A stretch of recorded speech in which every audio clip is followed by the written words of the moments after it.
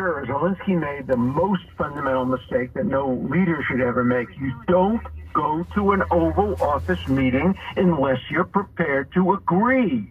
You don't go there to negotiate. You don't go there to make any points. You go there to sign the document. If you're not ready to sign, you have a private meeting. You have your people, your staff, try to negotiate something. The only reason for an Oval Office meeting, especially one that's televised, is to be seen signing the agreement. He misunderstood what his job was. And as a result of his miscalculation, he really hurt his country.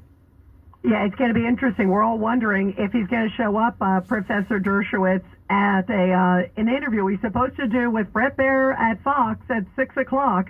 So we'll see if he's going to. He's canceled everything else. And obviously, there was supposed to be a joint press conference with him and Trump. That was canceled. It's going to be interesting. How do you think the world is watching, Professor Dershowitz? You talk to so many folks. I think nobody except Putin is really happy. I think Vance is happy. He came across as the real vice president of the United States. He displaced Elon Musk, and his place as, a very important person has been established. But the world is going to react with worry and concerns. But, you think that a person as experienced as Zelensky understands this, and you don't go except to sign.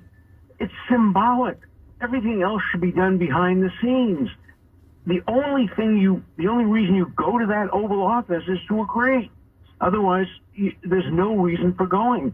And he should have understood that.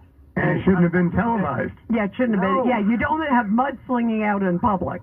And I can tell you one person who's watching this very carefully is Benjamin Netanyahu, because he's a smart guy.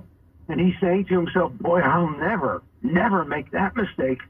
I'll always, if I'm going to the Oval Office, it's to shake hands, to hug the president, to agree, and tell him that he's the greatest leader in the history of the world. Otherwise, you don't go to the Oval Office.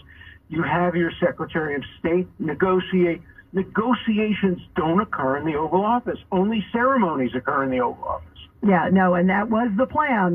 Boy, oh boy. Before we let you go, Professor Dershowitz, your reaction to all of these protests that have been heating up in New York, like at Barnard College, there are a whole bunch of anti-Israel protests.